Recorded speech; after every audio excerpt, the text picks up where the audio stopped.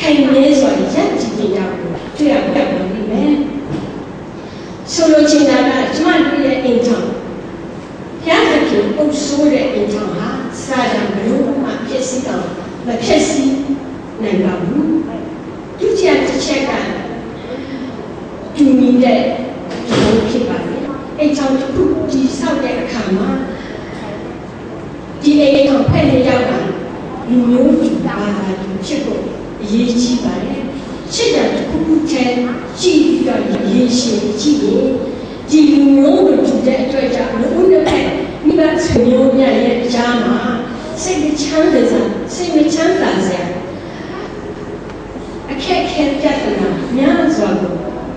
ကြုံတွေ့ရမှာဖြစ်ပါတယ်။ထိုနည်းတူစွာပဲဘာသာမတူတဲ့အတွက်ကြောင့်လည်းတချို့အိမ်ထောင်များမှာဆိုရင်ဖျားကြောင်လာဖို့ခွင့်မရနိုင်ပါဘူး။မိမိမှာမွေးလိုက်သားသမီးများလည်းစံကျေးဇူးပို့ခွင့်မရပါဘူး။ဖျားသခင်ဆိုတာဘာမှတော့သိခွင့်မရခဲ့ရှာ။ဒီလိုမျိုးဆိုရင်မျက်ရည်ကိုချိန်ပြီးတော့သုံးနေရမယ်သုံးနေရမှာကလွယ်ပြီးတော့ဘလို့မှပျော်ရွှင်တဲ့အိမ်ထောင်တစ်ခုကိုသူရရှိတယ်မဟုတ်ပါဘူးတတိယတစ်ချက်မှာအိမ်ရှင်ကမိခင်အိမ်ရှင်ကကြောင့်လို့ခေါ်တဲ့ကျမတို့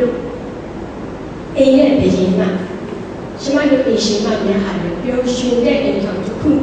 ဒီဆောက်ဖို့ဟာအရေးကြီးတဲ့လူကြောင့်ဖြစ်ပါတယ်အိမ်ထောင်ရဲ့အိမ်တွင်းကိစ္စအဝဝစာရေးကိုရေးသားရေးသမီးရေးခင်ဗျားတဲ့အတွက်ဖျားစွာကြောင်းတဲ့ကအစ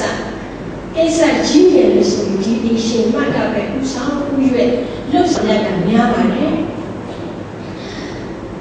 အဲ့ဒီလိုဆိုရင်လည်းအမေကဆူပြနေတဲ့အမေတချင်းဆိုတဲ့အမေပြအမေကိုကြောက်ကြောက်အမေနဲ့ဘယ်လိုပြောမလဲနင်းနင်းကကချွဲလွှဲပြီးတော့မိထိုင်ပြောဆိုတတ်ပါတယ်ဒါကြောင့်သူတို့လေးများရဲ့စိတ်ချမ်းသာမှုအရေးကြီးဆုံးလောက်ဆောင်တဲ့သူကတော့အမေပဲဖြစ်ပါတယ်ဒီသူစားနဲ့မိမိရဲ့ခင်ကိုစိတ်ချမ်းသာဖို့လည်းကျွန်တော်တို့သတိထားဖို့လိုပါတယ်ဥပမာအားဖြင့်ကိုယ့်ရဲ့ခင်ကိုအလောက်ကပြန်လာခံပြီးဆိုရင်ဒီစားတော့အတွက်အစဉ်ဖြစ်နေရပါမယ်။နောက်ပြီးတော့ရင်ကိုချိုးပြီးလက်လက်ပတ်ပတ်ပြင်ဆင်ဖို့လိုပါတယ်။သူပြန်လာတဲ့နားမှာလည်းပြောရွှင်စွာနဲ့ကြိုးဆိုဖို့အစဉ်ဖြစ်နေရပါမယ်။ဒါမှမမောပပနဲ့ပြန်လာတဲ့အခါပြောသွားမှဖြစ်ပါတယ်။အကယ်၍သူပြန်လာတဲ့အခါကျမတို့ကမတွေ့ရဘူး။အိမ်ရောက်လာတဲ့အိမ်ကလည်းရှုပ်ပွားနေတာပဲ။ဘိုက်စာလို့စားဖို့ဆိုတာလည်းခုမှအစဉ်မဖြစ်ဘူးဆိုရင်သူ့ရဲ့စိတ်မပြေပါဘူးသူလည်းစိတ်မချမ်းသာဘူးပျော်ရွှင်တဲ့အိမ်ထောင်တစ်လုံးနဲ့ဖြစ်လာနိုင်ပါဘူးအဲကြောင့်မလို့အိမ်ထောင်တစ်ခုမှဆိုရင်တဲ့အောင်မြင်တဲ့အိမ်ထောင်ဦးစီးများအောင်မြင်တဲ့သားသမီးများရဲ့အနောက်ွယ်မှာအများကြီးဆုတောင်းပေးတဲ့လူကြောင့်ရှိတယ်ဒီလူကတော့အားလုံးကသိတဲ့အတိုင်းပဲအမေပဲဖြစ်ပါတယ်ဒါကြောင့်မလို့ကျမတို့အိမ်ရှင်ချင်းမများအားလုံးကျမ်းစာဖတ်ခြင်းအားဖြင့်တော်လည်းကောင်းဆုတောင်းခြင်းအားဖြင့်တော်လည်းကောင်းအိမ်တွင်းရင်းမှာကျမတို့ကြုံတွေ့ရတဲ့ပြဿနာအားလုံးကိုကျော်လွှမ်းနိုင်သောအရာစီဖြစ်ကိုယ့်ရဲ့အိမ်ကိုပျော်ရွှင်စွာတည်ဆောက်နိုင်သောဖြစ်ကိုကြိုးစားဖို့လိုပါတယ်ကျမတို့ကအိမ်ထောင်တစ်ခုပျော်ရွှင်အောင်တည်ဆောက်ဖို့ဆိုတာအရေးကြီးတဲ့လူကြောင့်ဖြစ်တယ်ဆိုတာဒီနေ့သိကြဖို့လိုပါတယ်ဆုံးချရုံကတော့အိမ်ထောင်ဦးစီးဖတ်ခင်ဘုံလို့ခေါ်တဲ့လူကြောင့်လည်းပဲအိမ်ထောင်တစ်ခုပျော်ရွှင်ဖို့တည်ဆောက်တဲ့အခါမှာသူဟာအရေးကြီးတဲ့လူကြောင့်ပဲဖြစ်ပါတယ်အထူးသဖြင့်ဒီလိုမျိုးနိုင်ငံရချမှာလာပြီးတော့လှုပ်လှုပ်ကန်နေရတဲ့အိမ်ထောင်ရှင်များဟာဆိုရင်ကိုယ်နဲ့ဘာသာမတူစရိုက်မတူတဲ့လူတွေရဲ့ကြားမှာကိုပြောချင်တယ်ပြောပြနေရလှုပ်ချင်တိုင်းနဲ့လှုပ်လို့မရတဲ့အခါမှာရင်ထဲမှာပဲအောက်အင်းမျိုးစိတ်နေရတယ်ရှာတော့ဒီမျိုးစိတ်ထားတဲ့အရာတွေစိတ်အခဲကြီးပဲဖြစ်သွားပါလေဒီစိတ်အခဲကြီးဒီအလုပ်နဲ့ပတ်သက်တဲ့ပြဿနာများကိုအင် လာပါနဲ့အလုံးမှလည်းထားခဲ့ဒါကြလေဘာနဲ့ဒီလဲဆိုတော့ဘူပေါင်းတစ်လုံးကိုလေမောက်ဆွေးလိုက်တဲ့အခါမှာတဖြည်းဖြည်းနဲ့တင်းလာတင်းလုံးအားရှိရင်ဘွမ်းနဲ့ပေါက်ကွဲသွားတတ်ပါလေဒီလိုပါပဲဒီလိုမျိုးစိတ်အခက်ကြီးမျိုးစိတ်အောက်ပြီးချရတဲ့စိတ်ချမ်းသာမှုကျေနပ်မှုတွေကကိုယ်နဲ့အတူအိမ်ကိုပြန်လာပေါ်ပြန်ပါလေဆိုရင်ကိုယ်မျိုးလေးစောက်စားနေတဲ့အိမ်ထောင်ရှင်မနဲ့သာသမီများကိုတွေ့တဲ့အခါမှာတခါတည်းဝုန်းကလေးပေါက်တွေ့ပြီးဘာမှမဆိုင်တဲ့ဒီမိသားစုကပြည့်ရှိရှာပြီးတော့ဒေါသပေါ်ထပ်ချိန်မောင်းပေါက်ကွဲသွားကြတယ်မြင်ရပါတယ်ဒါကြောင့်မို့အခင်ရတဲ့တတိထားဖို့လိုပါတယ်အများအပြည့်အိမ်ထောင်တစ်ခုမှာအခင်များဟာအပြည့်ကိုထွက်ဝေရှာပြရတဲ့လူများဖြစ်ပါတယ်နောက်ပြီးတော့ကျမတို့ရဲ့အိမ်ထောင်မှာလည်းအများကြီးဖခင်တွေဟာကျမဖရမှုတဲ့အကြောင်းအရာတွေရှိပါတယ်တချို့အိမ်ထောင်မှာတဲ့ဖခင်တချို့ကအိမ်မှာရှိရင်တဲ့ချီလီအရှိမပဲအချိန်ကုန်တတ်တယ်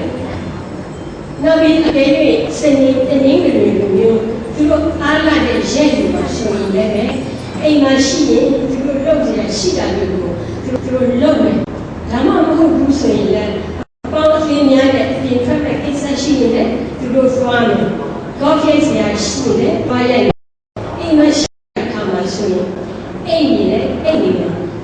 ယ်ဒါပြီးရင်လည်း TV ရှေ့မှာပဲသူတို့ကိုသူတို့စူပါဂရုနဲ့ကတ်ထားတယ်လို့လည်းချိန်ကုန်စီပါတယ်တဲ့နေ့တင်ရက်တင်ချိန်နာရီတွေညောင်ညောင်ဆိုတာပုံဆုံးသွားပြီနဲ့ဒီဖခင်ဟာတဲ့သူ့ရဲ့သားသမီးအိမ်ဆောင်မိသားစုကိုယူပြောင်းလာသူနားမလည်ဖြစ်ပါဘူးခလေးငယ်ကြတာဘယ်ပြောတယ်ဆိုတော့သူ့ရဲ့စက်တာမှာတဲ့အပြောဆုံးသောအချိန်ဟာသူ့ရဲ့ဖေသူ့ကိုပြီးစားပြီးတော့သူ့ဖေနဲ့အတူတူ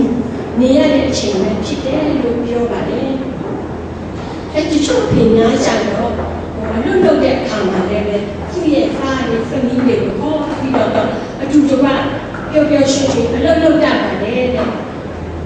နောက်အကယ်၍မိသားစုပြန်နေလေလိုအပ်တဲ့အခါမှာအပြင်ထွက်ပြီးတော့ပျော်ပျော်ရွှင်ရွှင်လေပတ်သွားလာတတ်ပါတယ်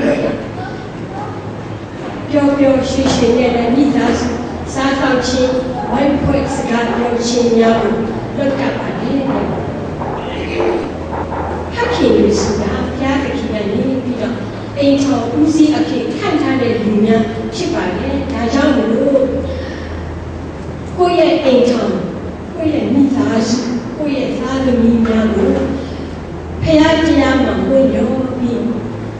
ဖခင်လာကြောင်းနဲ့အညီပဲပြည်လာပြသို့သေးတဲ့အိမ်ထောင်ဦးစီးချက်ဖြစ်ဖို့အရေးကြီးပါတယ်မိမိရဲ့အိမ်ထောင်မိသားစုကိုလည်းမေတ္တာနဲ့မိမိကိုယ်စက္ကန့်နဲ့ဖြစ်ဖို့လိုပါတယ်တချို့အိမ်ထောင်များမှာဆိုရင်တောင်မဲ့တဲ့ဖခင်နဲ့ရှိပါတယ်သာယာတော့ပျော်ရွှင်တော့အိမ်ထောင်ကိုသူမလို့ဆောင်ရွက်ခဲ့ပါတယ်နောက်ဆုံးဒီစမအချိန်မှာဒီစမအချက်ကတော့သာသမီများဖြစ်ပါတယ်ပျော်ရွှင်တဲ့အိမ်ထောင်တစ်ခုဒီဆောက်ဖို့ဆိုတဲ့အခါမှာမိဘများတောင်းချင်ရုံနဲ့မပြည့်စုံပါဘူးသာသမီများလည်းအရေးကြီးပါတယ်နာခံမှုရှိစီကံရှိတဲ့လိမ်မာရေးချသောသားသမီးများဖြစ်ဖို့လိုပါတယ်မိဘများရဲ့သို့တင်လမ်းပြဆုံဆုံးမှမှုတွေကဘာနဲ့ကြည့်လဲဆိုတော့ခရမိုးတစ်လုံးထက်မှရှိတဲ့ရေမဲ့တွေပါဒီရေကိုနောက်ချပြီးတဲ့လူတွေမိဘများဖြစ်တယ်လို့ထိုရေကိုလက်ခံတဲ့ဖွဲ့ဟာလည်းသားသမီးများဖြစ်ပါတယ်အဲ့ဒီကိုလက်ခံတဲ့သားသမီးလက်ခံတဲ့ဖွဲ့တွေဟာဖွဲ့အပေါက်ဖွဲ့အပက်ဖွဲ့အရွက်တွေဖြစ်နေတယ်ဆိုရင်ဒါပဲမိဘများစိတ်ချမ်းသာပါမိဘများစိတ်ချမ်းသာမှဒီအိမ်ထောင်တွေလည်းဘယ်လိုမှပျော်ရွှင်တဲ့အိမ်ထောင်မဖြစ်နိုင်ပါဘူးဒါကြောင့်ယနေ့ကျွန်တော်တို့အားလုံးပျော်ရွှင်တဲ့အိမ်ထောင်တစ်ခုကိုတည်ဆောက်နိုင်ဖို့အတွက်မိဘသားသမီးအားလုံးအတူတူပါစုပေါင်းပြီးကြောက်တဲ့ကြောင့်လူအင်ဆန္ဒနဲ့ကိုဖြစ်ဆောင်ပေးတယ်တရားရောက်တဲ့ကြောင့်နားလည်တယ်ဘောပေါက်တယ်ပြည့်စည်ခံခြင်းနဲ့အတူတူပါပါဝင်ကြမယ် အိမ်မှာအုပ်စိုးစီနဲ့ဆိုတကယ်ပဲပြောရှိတဲ့အိမ်ထောင်တစ်ခုရှိလာမှာဖြစ်ပါတယ်အထူးသဖြင့်ချစ်ချင်းမိတာကျမတို့ရဲ့အိမ်မှာရှိစိုးပါစေရားသခင်ကနေပြီးစုံဖက်ထားတဲ့အိမ်ထောင်ဖြစ်တဲ့အတွက်ကြောင့်ဒီအိမ်ထောင်မှာဘယ်တော့မှဖောက်လွဲဖောက်ပြန်မဖြစ်စေရဘူးအမြဲတမ်းကြတဲ့ကြောင့်သစ္စာစောင့်ခြင်းချင်းချစ်ချင်းလိုပါတယ်ချိန်ကာလတွေရွေ့လျောလာတာနဲ့အမြတ်ကျမတို့ကြောက်တဲ့ကြောင့်အချစ်တွေရောက်မသွားပဲနဲ့တိုး၍ချစ်သွားဖို့လိုပါတယ်နောက်ပြီးတော့ကျမတို့ရဲ့ဖျားသခင်ကမေတ္တာရှင်ဖြစ်ပါတယ်ဒါကြောင့်ကျမတို့ကြောက်တဲ့ကြောင့်အထူးသဖြင့်ဒီမေတ္တာထားရှိဖို့လိုပါတယ်စာရေးဆရာကြောင့်ကသူဘလို့ရေးတယ်ဆိုတော့သူ့ရဲ့40နဲ့ရှင်းနေရတဲ့မင်္ဂလာနေ့ပါလေမှာမိတ်ဆွေများကိုဖိချာပြီးတော့အခါမှုသူ့ရဲ့ဘာသာထိတဲ့တိုင်နေတဲ့အခါမှာသူ့ရဲ့ခေရှာကပြောနေဆိုတော့မလာတော့တဲ့ယောက်ျားတယောက်ကို40ရှင်းနေတဲ့အောင်ပေါင်းတယ်လို့ပြောပါတယ်အဲ့ဒီရှင်မကလို့ပြောတယ်ဆိုတော့နေ့မှာဒီလိုစိတ်ထားမျိုးမရှိမချင်းဘယ်တော့မှအိမ်ထောင်ပြီးဖို့မဆုံးဖြတ်ပါနဲ့ဒါမှန်တဲ့အကြောင်းပြချက်ပါပဲသူတို့တွေများဟာတဲ့လို့ပြောလို့လေလက်ထတော့ကစိုးစောတဲ့တခြင်းတစ်ပုဒ်လိုပဲလေသူတို့တယောက်နဲ့ကြောက်ဘယ်တော့မှအချက်ရိုးမသွားဘူးဘယ်တော့မှအချက်နဲ့ရိုးမသွားပါဘူးအသက်ကြီးလာရင်စပင်းတွေကလည်းဖြူသွားမယ်အရည်တွေကလည်းတုံးသွားမယ်ခါတွေကလည်းကောင်းမယ်ဒူးတွေကလည်းနားမယ်ယောဂတွေကလည်းဖြစ်စည်းလာမယ်ပြိုရတဲ့အချိန်နဲ့တော့မှမတူပါဘူးတဲ့လို့ပဲပြောင်းလဲပြီမယ်ကျွန်မတို့ရဲ့ကျွန်တော်တို့ရဲ့အချက်ဘယ်တော့မှမပြောင်းလဲဘူးတဲ့ကြောင်းနဲ့ကြောင်းချင်းနဲ့ချစ်ပြီးတော့တိုးပြီးတော့ချစ်ပြီးတော့ရင်းနှီးအချစ်ပဲချင်းနေဆဲပဲတဲ့နောင်လာတဲ့ရက်ဒီမှာလည်းဒီလိုပဲချစ်ပါအောင်မှဖြစ်တယ်ဆိုတာသူတို့ပြောရဲပါတယ်တဲ့ဒါပေမဲ့ intercept ကတခြားလုံးဝတော့လည်းပဲ6ပြည်ကင်းတယ်လို့မဟုတ်ပါဘူးတဲ့ပြဿနာကြီးနဲ့အဲ့လိုအစင်မပြေမှုတွေကြောက်လိုက်ကြအခက်အခဲတွေတော့ကြုံခဲ့ရပါတယ်သို့တော်လည်းပဲကြိုးစားပြီးတော့ကြောက်လက်ကြောက်ကိုနားလည်တဲ့ကိုကြောက်လက်ကြောက်ဖွင့်လို့ကိုသိခံဖို့ကြောက်အလိုကိုကြောက်လိုက်ဖို့ကြောက်အကောင်းကိုကြောက်မြင်နိုင်ဖို့ကြိုးစားကြပါတယ်ဒါကြောင့်ဒီခုတဲ့ကျွန်တော်တို့ရဲ့အိမ်ထောင်စက်က90ကျော်လာခဲ့ပါပြီတဲ့နောက်လာတဲ့အချိန်မှာလည်းဒီတိုင်းပဲကျွန်တော်တို့ကဆက်လက်ပြီးတော့ချစ်သွားမှာဖြစ်ပါတယ်ဒီရေးထားတာလေးကရိုးရိုးကလေးဖြစ်နေတယ်ကျမတို့အိမ်ထောင်စက်များအတွက်အများကြီးခွန်အားကိုဖြစ်စေပြီးတော့အတူယူစရာဖြစ်စေပါတယ်နောက်ဆုံးအနေနဲ့ကျမတို့အိမ်ထောင်စက်များဆိုတော့အိမ်ထောင်ပြုဖို့ရည်ရွယ်ထားတဲ့သာသမီတွေအတွက်ဆိုတော့ကျမတို့ပြောရှင်တဲ့ခုကိုဒီဆောက်လိုက်တဲ့ဒီဆောက်ဖို့အခါအထောက်အကူဖြစ်စေတဲ့အကြောင်းအရာတချို့ကျွန်မလက်ဆောင်အဖြစ်ပေးချင်ပါတယ်။ကြောက်လဲကြောက်ဖို့တဲ့ကြပြိုင်ထဲမှာတော့မှစိတ်မဆိုးကြပါနဲ့တဲ့။ကြောက်မှရံမဖြစ်နဲ့တဲ့။ကြောက်ကစိတ်ဆိုးမှသိရင်ကြောက်ကဆွေးလိုက်ပါ။ကြောက်လဲကြောက်ဖို့တဲ့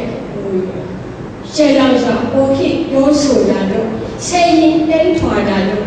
ဒီကဲဆိုတော့လူချက်တွေကိုရုပ်ရုပ်စီတဲ့ရိုက်တက်တဲ့ပြုလူမျိုးကိုရှောင်ပါတဲ့ကြောက်တဲ့ကြောက်စကားများတဲ့အခါမှာကိုယ်ကပဲရှုံးပေးလိုက်ပါတဲ့အကြောင်းအရာတစ်စုံတစ်ခုကိုဝေဖန်ပြီးပြောဆိုတဲ့အခါမှာတဲ့အမြဲတမ်းမိတ္တာပါပါစေဆိုလိုချင်တာချိုးပါတဲ့စကားကိုဆောင်ပါတဲ့နောက်တစ်ခုကဒီခေတ်အကြောင်းအရာတိတ်ကအကြောင်းအရာများကိုပြန်လည်ပေါ်ထုတ်ပြီးတော့အပြစ်ရှာတာမဖြစ်စေပါနဲ့နောက်တစ်ခုကဒေါသအမျက်မပြေပဲနဲ့တော့မှအိမ်ရမဝင်ပါနဲ့နောက်တစ်ချက်ကဒီနေ့မှာအနည်းဆုံးတစ်ချိန်ကတော့ကိုယ့်ရဲ့အဖော်မှုကိုကောင်းကြောင်ချီးမွမ်းစကားကိုပြောပြအောင်ပြောပါတဲ့ချစ်သူတို့ကလွယ်ပြီးတော့ကဘာလောကတစ်ခုလုံးကိုရည်ရည်ရှိလိုက်ပါတဲ့ဆိုလို့ရှိတာချာလို့မယုံပါနဲ့ နောက်တစ်ခုကတော့တရားနဲ့ကြောင့်ပြည့်လောက်ခဲ့ပြီးရင်ထိုပြည့်ကိုဝန်ခံပါဖိလို့ကိုလည်းတောင်းဆိုပါနောက်ဆုံးတစ်ခုအနေနဲ့ကတော့စမတို့ရဲ့အိမ်ထောင်မှာအမှားအဖြစ်ပြဿနာဖြစ်စေတာကစကားများပြောရတဲ့ဖြစ်တဲ့အတွက်နှုတ်ဆက်ပြီးတော့နေပါစပ်ပိတ်ထားလိုက်ပါသူဘာပဲပြောသူဘာပဲလို့ကိုမှာကတော့မျက်စိမမြင်နားမချဆောက်အပ်တဲ့လူလိုပဲနေပြလိုက်ပါတဲ့ကြာနေတော့သူလည်းမနေနိုင်သူ့ကိုသူပြင်ဆင်လာပါလိမ့်မယ်တဲ့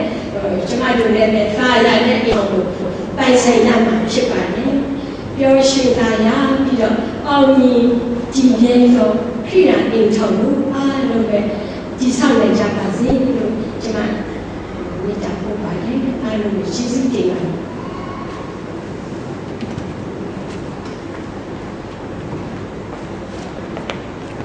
ကျမတို့ကို